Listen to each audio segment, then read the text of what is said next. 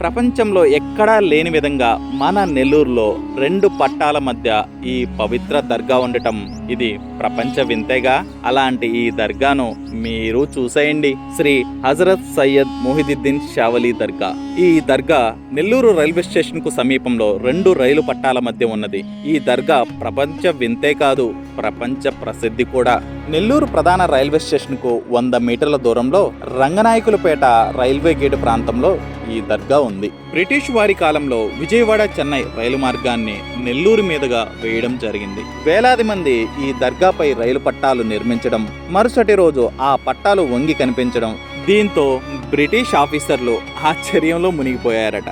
ఆ తర్వాత తవ్వి చూడగా మొహిదుద్దీన్ ఆయన భార్య నున్నేమాలు సమాధులను చూసి ఆశ్చర్యపోయారట. ఆ సమాధులను తొలగించకుండా రైలు మార్గాన్నే పక్కకు దారి మళ్లించి నిర్మించారని చెప్తుంటారు.